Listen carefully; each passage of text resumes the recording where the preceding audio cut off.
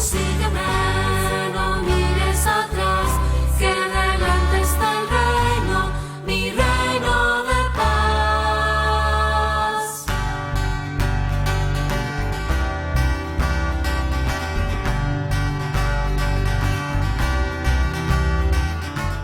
Estimados hermanos de Pax Televisión, bienvenidos a Ven y Verás, este programa tan especial que nos introduce al testimonio de personas que han sido llamadas por el Señor, han compartido la vida con Él y han sido enviados a poder predicar su palabra y hacer testimonios de fe. Y de manera particular hoy vamos a tener el contacto con una persona que ha tocado muy de cerca un testimonio de fe que a nosotros nos parece lejano en el tiempo, nos parece algo histórico, que es el testimonio de los mártires, personas que sufren en su espíritu y en su carne directamente la persecución, la violencia que sufrió nuestro Señor Jesucristo en la cruz, y con eso lo glorifican al Señor. Vamos a escuchar el día de hoy a la hermana Eibel. Vamos a darle la bienvenida, vamos a preguntarle cuál es su misión en este momento. Hola, ¿qué tal? Buena tarde, mi nombre es Eibel Sánchez, soy laica consagrada a la Comunidad Nazarena y actualmente radico en la Ciudad de México. Yo soy la segunda hija de una familia mexicana común, tengo 43 años y bueno, nací en la Ciudad de México. Tengo un hermano que es 3 años menor que yo y mi mamá que se llama Irene. Yo nací en una familia católica, pero una familia católica de fiesta, por así llamarlo. La familia católica que va a la iglesia cuando hay una festividad, cuando hay un bautizo, cuando hay unos 15 años, una boda. Pero yo no nací en una familia con una abuelita que le inculcó al nieto el rezo del rosario, o en una familia en la que se acostumbraba a ir cada domingo a misa. Desafortunadamente no fue así, entonces toda mi niñez estuvo muy alejada de lo que es pues la religión católica en todo. Yo no fui una persona de oración en mi niñez ni en mi juventud, y desafortunadamente hasta la edad adulta fue que yo empecé a tener esa necesidad. Pero en realidad mi familia no acostumbraba de forma tradicional ir cada domingo a misa.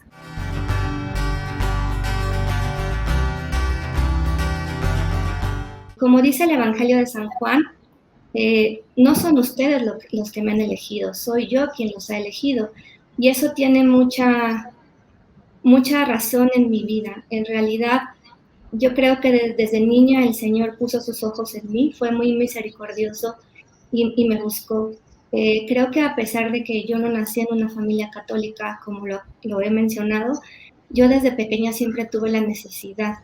Y yo sabía que existía el Señor, porque a pesar de ello mi mamá me lo inculcaba. Yo nací en una familia donde estuvo ausente la figura paterna. Yo crecí con una mamá ausente en el sentido de que ella tenía que salir a trabajar para llevar el sustento a la casa. Una mamá que siempre me inculcó muy buenos valores y quien fue mi ejemplo y es mi ejemplo de fortaleza y de salir adelante, en una familia donde el papá estuvo ausente, pero quizá desde ahí el Señor siempre puso en mi corazón la semilla del perdón, el nunca cuestionar, sino simplemente respetar y amar a quien me había dado la vida. Entonces, para mí desde muy pequeña, yo sabía que existía Jesucristo. Yo sabía y yo sentía la necesidad de buscarlo. En mi niñez, el primer encuentro que yo tuve fue en el catecismo. Fue una etapa muy bonita para mí, una etapa en la que yo tuve un acercamiento con las Sagradas Escrituras, tuve un acercamiento con el Señor desde una perspectiva de niño, donde realmente se empiezan a sembrar muchas cosas en el corazón, y fue una de las etapas más bonitas para mí. Desafortunadamente, después de que yo realicé mi primera comunión, yo totalmente me alejé de la iglesia porque no volví a poner un piso en ella, ¿Y qué es lo que ocurrió? Que yo siempre seguía teniendo la necesidad de buscar esa parte espiritual, esa parte que yo en el corazón yo sabía que existía y que yo quería conocer.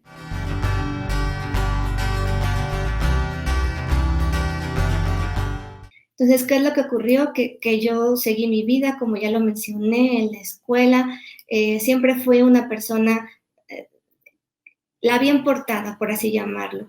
Quizá la niña que caía mal, porque era la niña que hacía la tarea, la niña que siempre participaba, la niña que sacaba un 10, porque yo tenía en mi mente y en mi corazón que yo quería ser alguien importante, profesionalmente hablando. Eh, pero tristemente toda la parte espiritual pues estaba totalmente enterrada. ¿Qué es lo que ocurrió? Que yo empecé a buscar, pero empecé a buscar quizá en los lugares incorrectos y yo empecé a encontrar sectas. Yo formé parte de 2 sectas en concreto, donde yo empecé a estudiar de la palabra del Señor, donde yo me sentía acogida, pero al final del día había algo que no logro explicar, que no me dejaba de estar tranquila y que al final del día cuando ocurría algo en mi vida que yo me sentía triste o yo me sentía sola y que yo recurría a ellos a pedir auxilio, ahí como que el telón se caía y yo me daba cuenta que existía una falsedad total, porque ¿qué es lo que pasaba?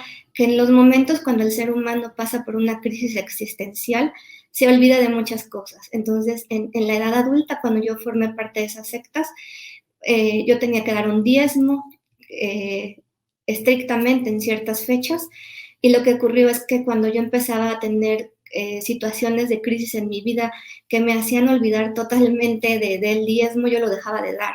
Entonces, ¿qué es lo que yo veía? La gente se preocupaba más en un diezmo que quizá en saber si yo estaba contenta, si algo me pasaba, si algo me angustiaba. Entonces, el Señor poco a poco me empezó a dar respuestas y Él me ayudó a empezar a alejarme de esos lugares. Entonces, si se dan cuenta, yo en realidad siempre tuve como que esa presencia del Señor. Nunca me dejó sola, pero al final del día siempre respetó mi decisión. O sea, nunca me presionó. Y es algo que yo agradezco totalmente, ese amor incondicional que siempre me ha tenido.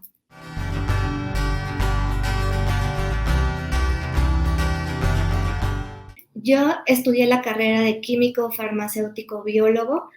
Yo me titulé con esta licenciatura con especialidad en la industria farmacéutica y bueno, la verdad es que también en ese ámbito fui bendecida por el Señor. Yo trabajé en la industria farmacéutica por un poco más de 15 años y tuve la bendición de trabajar en las mejores empresas farmacéuticas aquí en México. ¿Qué es lo que ocurría? Que uno está en el mundo laboral y el mundo laboral consume a uno. Yo tenía éxitos laborales, tenía proyectos que me asignaban y en esos proyectos pues yo quería ser la mejor y dar resultados. Y siempre ocurría, claro que nada fue gratis, siempre yo puse el mayor empeño, fui muy disciplinada y gracias a ellos que tuve muy buenos resultados. Dentro de mi trabajo profesional yo tuve la bendición de poder viajar alrededor del mundo, tuve la bendición de conocer varios continentes, solo me faltó conocer el continente africano, también por viajes de placer, gracias a mi trabajo, pude viajar, pude conocer, y ¿qué es lo que ocurría? Que ese mundo a mí me iba envolviendo, me decía que eso era lo bueno y que el tener era bueno, que el ser el mejor era bueno, que el tener éxitos era bueno.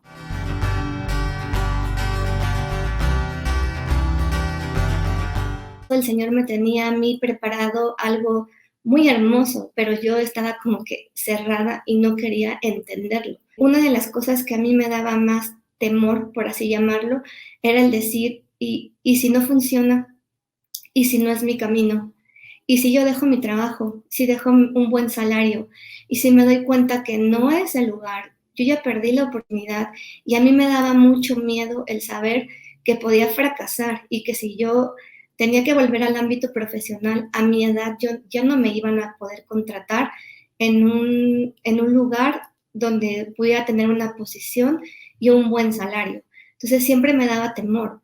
¿Qué es lo que ocurría? Que en ese momento yo no entendía que ese temor no era del Señor, era un temor que evidentemente era del diablo, o sea, que no me quería soltar, porque él sabía que realmente para lo que el Señor me llamaba era algo bueno.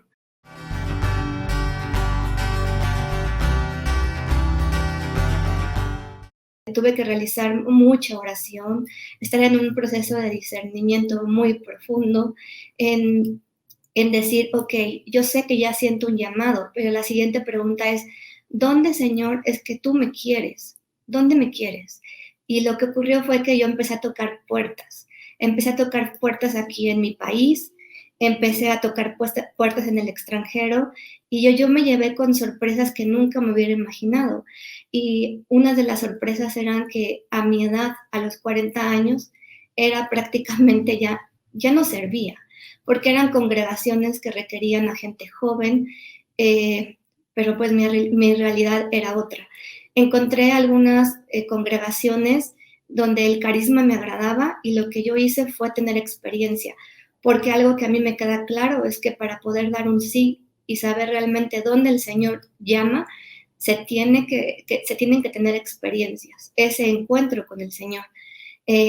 Por gracia de Dios, yo tuve la oportunidad de tener 2 experiencias aquí en México. Fueron experiencias muy gratificantes, donde yo decía, pues sí, me agrada el carisma, me siento cómoda, pero yo no sentía ese fuego en el corazón, donde yo no estaba totalmente segura de qué era mi lugar. ¿Qué fue lo que ocurrió? Que el Señor te llama en el momento y donde Él quiere que tú estés. Yo empecé a orar mucho y decirle, Señor, si realmente tú quieres que yo te sirva, ayúdame a descubrir dónde es que tú quieres que yo preste mi vida. Porque lo que yo tenía claro en ese momento, y es algo que no sé cómo explicar, yo lo sentía y me ponía feliz cuando yo sentía esa respuesta del Señor, es que a mí me quería para siempre. No me quería por una experiencia corta y después volver a mi vida normal. Él me quería para siempre. Esa respuesta yo ya la tenía clara, era para siempre. ¿Y qué fue lo que empezó a ocurrir? Es que yo empecé a tener conocimiento de que existía la persecución cristiana, que si bien no en México existían lugares donde habían hermanos que estaban muriendo por el solo hecho de creer en Cristo. Y poco a poco el Señor me empezó a mandar mayor información y empecé a tocar puertas. Y a mi vida llegó una hermana del Instituto del Verbo Encarnado, que su nombre es Kidane. Ella empezó a tener comunicación conmigo, empezamos a entrar en un proceso de discernimiento. Ella realmente con sus palabras fue instrumento del Señor porque me tocó. Y ella me dijo, Eibel, si tú realmente sientes el llamado, no puedes seguir perdiendo así el tiempo, porque tú no sabes cuándo va a ser el día y la hora que el Señor te va a llamar. Entonces tienes que dar el sí y decidirte, si es que tú crees que verdaderamente por ahí va el camino.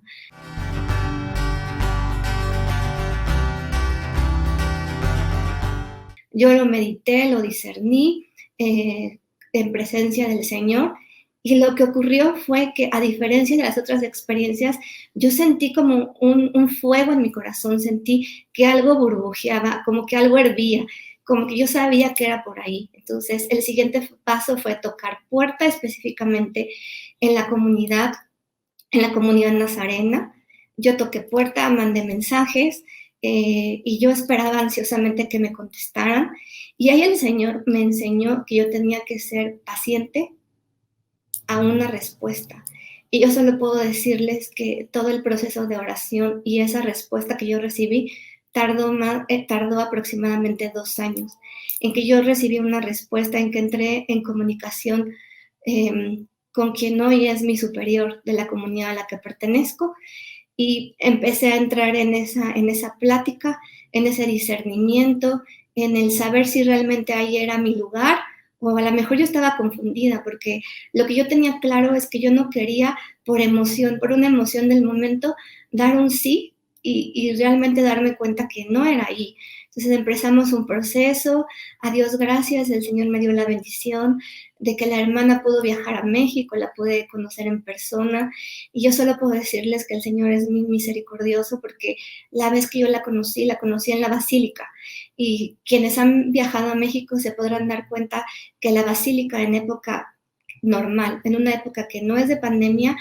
es un lugar donde van muchos peregrinos, donde va mucha gente.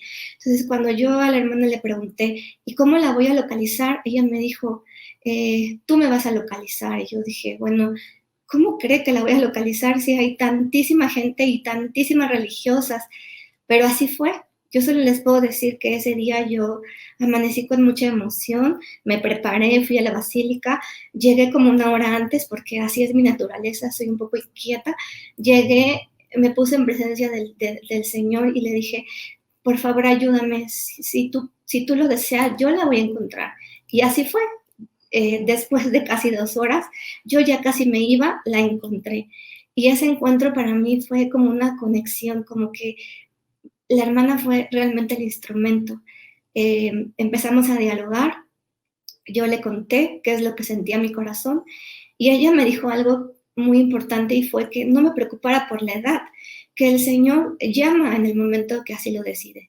Entonces, ese fue mi primer encuentro. Posteriormente seguimos en comunicación y a Dios gracias luego tuve la oportunidad de viajar a Argentina y estar con ellos un periodo como de 1 mes y ahí fue donde yo confirmé que era mi lugar.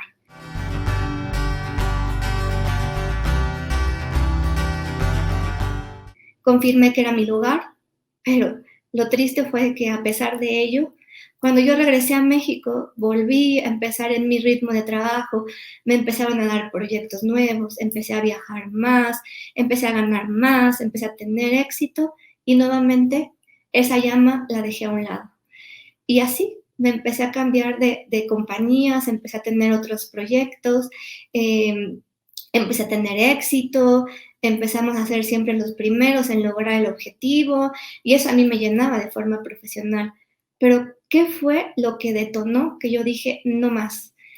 Fue que cada mes yo recibía mi salario y yo decía, gracias Señor, gracias por este dinero y luego yo sentía un vacío tan horrible que a nadie se lo deseo.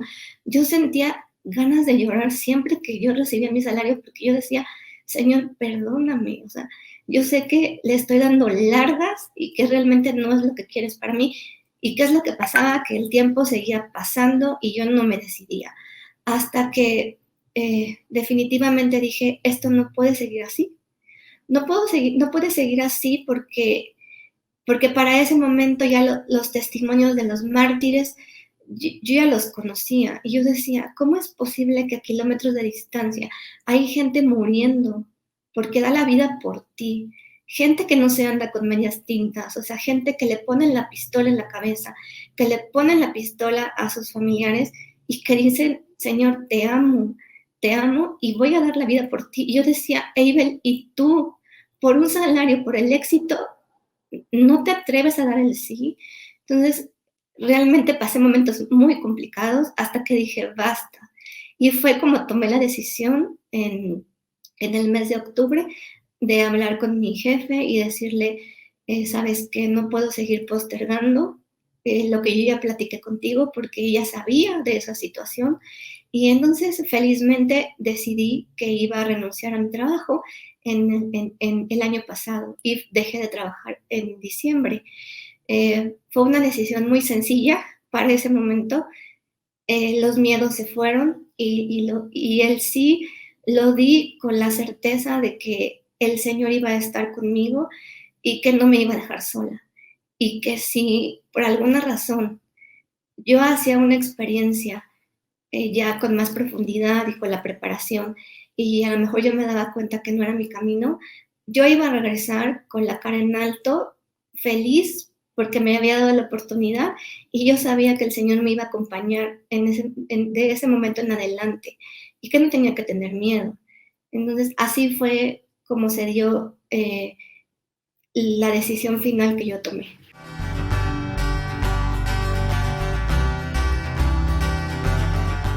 La comunidad nazarena es una comunidad de laicos de la Iglesia Católica que nació en Buenos Aires, Argentina, pero que tiene presencia a nivel mundial. Porque aquí es importante que yo les cuente, porque a lo mejor no todos saben qué significa ser nazareno.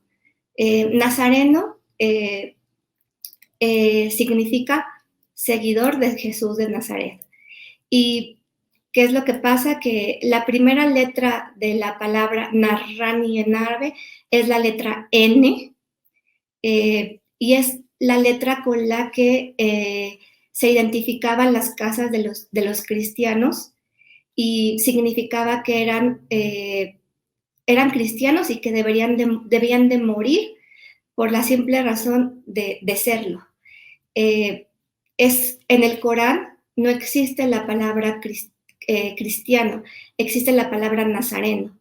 Y el ser nazareno es un término despectivo para los países de Occidente. Entonces, esta comunidad está en Buenos Aires, Argentina, y tiene diferentes niveles de permanencia en el movimiento. Yo soy consagrada laica, sin embargo, todo aquel que siga a Jesús de Nazaret, que rece por los cristianos, que difunda la persecución, es un nazareno. Aquí la gente que se quiere consagrar, bueno, realiza los votos. Yo tengo 5 votos, los realicé en el mes de diciembre, y bueno, son votos que se van renovando año con año, porque bueno, para decir sí al Señor de una forma definitiva, como yo lo mencioné, se tiene que tener experiencia y ver si realmente es el lugar donde el Señor nos está llamando. Yo les puedo decir que yo estoy muy feliz. Desafortunadamente, por el tema de la pandemia, yo actualmente me encuentro en México. Yo desde diciembre no he podido volar porque las fronteras están cerradas. Entonces, desde acá yo participo en el apostolado de la comunidad.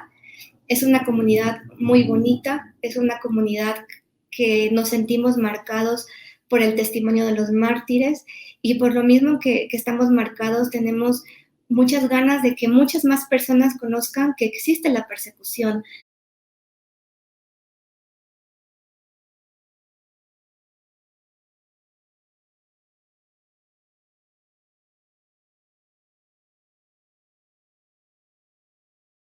Algo que les quiero contar es que yo me sorprendí, como que les conté, que hoy en día existe persecución, y en mi caso hubieron 2 testimonios que me marcaron totalmente. Fueron testimonios claves en mi proceso de discernimiento. Les quiero contar uno de ellos. Es de un padre iraquí que se llama Ragid Ghani. Es un padre iraquí que él nació en una familia practicante, una familia de oración, y cuentan que desde pequeño él siempre fue una persona muy espiritual, oraba mucho, y bueno, él tenía desde pequeño la intención de ser sacerdote. Sin embargo, a él su director le pidió que primero tuviera una experiencia, y él estudió ingeniería, y posteriormente tuvo que hacer el servicio militar para su patria. Cuando él terminó de hacer el servicio militar, él seguía teniendo ese llamado, y fue cuando tomaron la decisión de decir: te vamos a mandar a Italia. Él estuvo en Italia, él se estuvo preparando, pero él en su corazón tenía la necesidad de regresar a su patria, y por gracia de Dios, él pudo regresar a su patria, pero regresó en un momento donde las cosas estaban en plena persecución. Era un padre muy orante, un padre muy fraternal. Todos los testimonios que yo encontré de él realmente lo mencionan como un padre que era muy allegado a su parroquia. Y tristemente, porque para nosotros es difícil entenderlo, él decidió que él no iba a cerrar la parroquia por por evitar que lo mataran. Y entonces, con toda esa convicción, él decidió que él no podía privar de la Eucaristía a sus feligreses, a pesar de que él recibió muchas amenazas. Y fue así como un domingo que específicamente fue el 3 de junio del 2007, a él lo mataron, a él y a 3 diáconos. Lo mataron por el simple hecho de no hacer caso a la advertencia que le habían dado. Él celebró misa, los relatos cuentan que aproximadamente a las 10 de la mañana, y cuando él terminó la misa, él salió con sus 3 diáconos, porque entre ellos se cuidaban. Cuentan los testimonios que ellos suben al auto y entonces avanzan un poco y de repente los encuentran los yihadistas. Y entonces al momento que los encuentran los yihadistas, le preguntan que por qué él no hizo caso de la advertencia y por qué no cerró la parroquia. Y entonces él lo que les contesta que él no puede privarlos de la Eucaristía. Y entonces se queda una frase de él que a mí me encanta mucho, que dice que la casa de Dios no se cierra. Y inmediatamente lo que hicieron fue que los mataron a los 4, y cuentan que con él se ensañaron mucho. Y la verdad fue a mí un testimonio que me marcó, porque yo dije, este padre tuvo la oportunidad de viajar a Italia, y seguramente, como cuentan que él era un sacerdote muy querido, y muchos de sus amistades que cuentan este testimonio dicen que a él le decían, no regreses, por favor quédate en Italia. Pero él sabía que él no podía abandonar a su tierra, y él decidió regresar. Posteriormente de su muerte se empezaron a encontrar escritos, y en uno de ellos se encontró un escrito que decía, y se titula Mi última oración. Y en esta oración él no pide que lo salven, sino que él habla con el Señor y él le dice que le dé fortaleza para llegar hasta el final y que no le permita humillar su sacerdocio.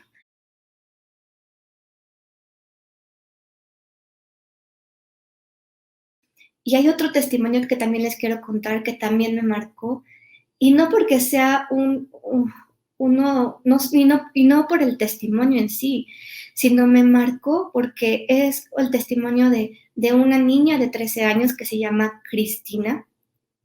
Cristina, un día domingo le dijo a su mamá, vamos a misa. Pero imagínense que estamos hablando de una época donde hay atentados en todo momento. No estamos hablando de un país donde se vive en calma, sino en un país donde ahí sí no sería pecado no ir a misa, porque está en riesgo tu vida. La niña de 13 años le dijo a su mamá, vamos a misa. El hermanito de Cristina no pudo ir a misa, se quedó en casa, y su papá tampoco pudo ir porque estaba trabajando. La mamá y Cristina y otro miembro de la familia fueron a misa. El otro miembro estaba en el vientre de la mamá de Cristina. Fueron a misa y cuenta la mamá de Cristina que estando en la explanada ya de la parroquia, ella vio un altarcito de la Virgen de Lourdes y ella se paró a orar porque ella empezó a sentir mucho temor, un temor que no era normal, era un temor muchísimo más grande. Empezó a sentir ese temor y ella empezó a orar. De repente, en el momento en que ella estaba orando, se da cuenta que su hija Cristina ya no estaba al lado de ella, y ella se asustó muchísimo porque imagínense ustedes, si son mamás, que en un ambiente donde caen bombas, tu hijo se te desaparezca. Entonces ella inmediatamente se pone a buscar a Cristina, y entonces se da cuenta que Cristina está en la parte trasera de la parroquia. La parroquia es Nuestra Señora de la Salvación de Bagdad. Ella estaba en la parte de atrás, estaba hincada y estaba orando. Dice la mamá de Cristina que ella trataba como de hablarle y la niña no le hacía caso. De repente, ¿qué es lo que pasó? Que se escuchó un estruendo a lo lejos. Lo que ocurrió es que hubo un atentado en un coche bomba, pero este atentado fue para distraer. Obviamente, en el momento en que hubo el atentado en el que el coche estalló, se rompieron los cristales de la catedral de Nuestra Señora de la Salvación, ¿Y qué fue lo que pasó? Que los que estaban vigilando, los policías que estaban vigilando la entrada, pues fueron a ver qué pasaba y en ese momento los mataron. Entonces, al momento de matarlos, pues ya había forma de llegar a la parroquia y de pasar. Obviamente las puertas estaban cerradas y lo que pasó fue que lanzaron bombas y de esa forma lograron entrar a la parroquia. ¿Qué es lo que pasa? Que en el momento en que Cristina ve esa situación, ella voltea a ver, relatan que voltea a ver a los terroristas y luego voltea a ver a su mamá y le dice, mamá, no tengas miedo. Si me amas, no tengas miedo. ¿Se imaginan a una niña de 13 años tener esa valentía, esa fortaleza de decirle a la mamá? Digo, yo no tengo la gracia de ser mamá, pero me imagino que ahí la que tenía que tener la valentía de decirle, Cristina, no tengas miedo, era la mamá, la niña. Y sin embargo fue la niña la que le dijo a la mamá. Y bueno, relatan que posiblemente Cristina ya sabía lo que le iba a ocurrir. Ella quizá ya sabía que iba a morir ese día. ¿Y qué fue lo que ocurrió? Que abraza a su mamá y en ese momento los terroristas les piden que avancen por el pasillo hasta la parte frontal de la parroquia y en ese momento empiezan a ametrallar. ¿Y qué es lo que pasa? Que una de las balas mata a Cristina y Cristina cae muerta de forma instantánea. ¿Se imaginan una bala en el corazón de una pequeña? Cristina muere y en ese momento ustedes pensarían que la mamá también, pues no, el Señor fue misericordioso. ¿Qué fue lo que ocurrió? Que la mamá se quedó atrapada porque le cae un cuerpo de otra persona. Entonces la mamá se queda atrapada, no recuerdo exactamente por cuántas horas, pero se imaginan estar atrapada entre cadáveres y tener al lado a tu hija, ha de ser una situación muy, muy fea, que no cualquiera puede soportar.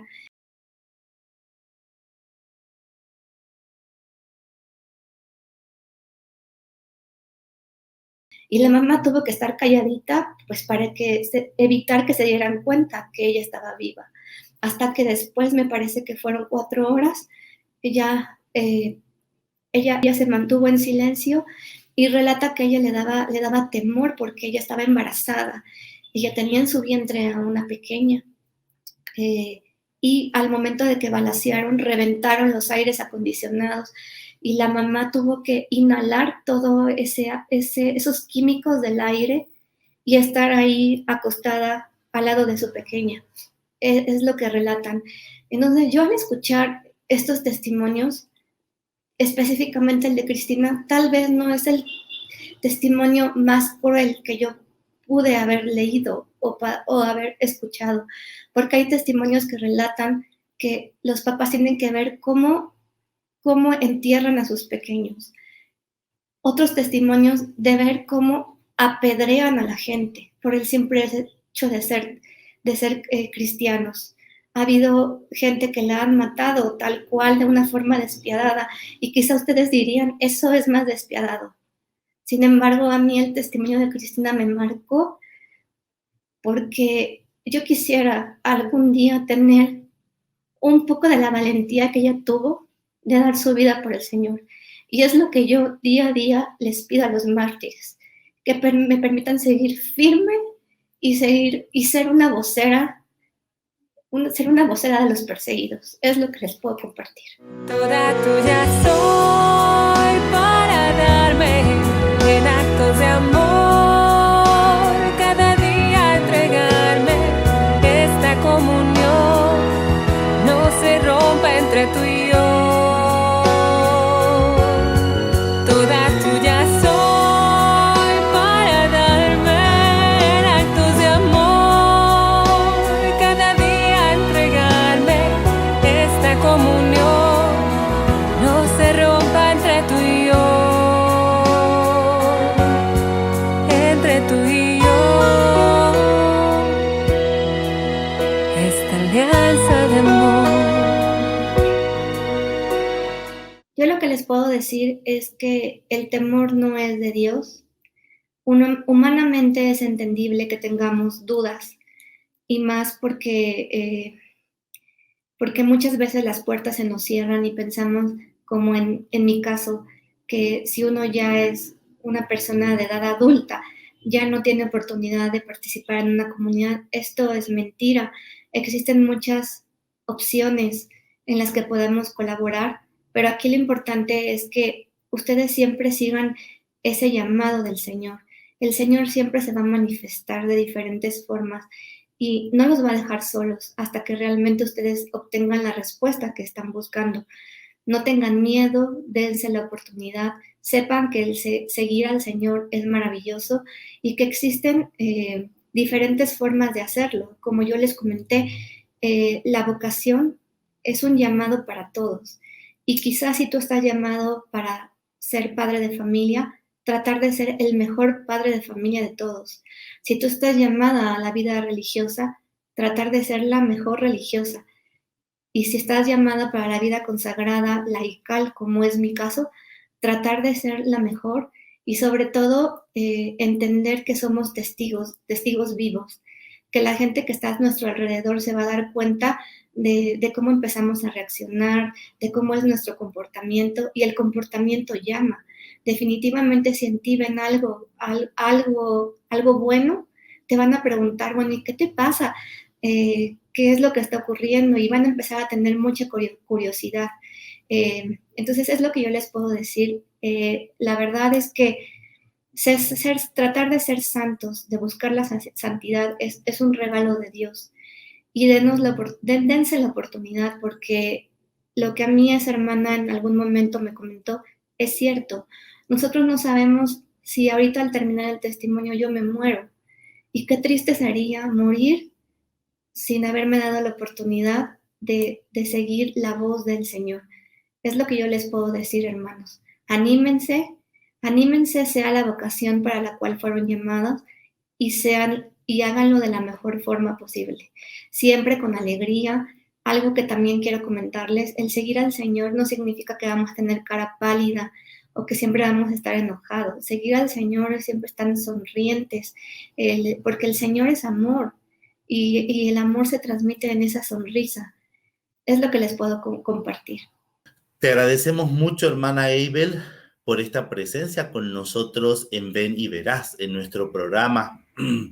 Y nos ha conmovido muchísimo estos testimonios de entrega total al Señor, de estas personas que han entregado la vida de esta manera, como nos has contado.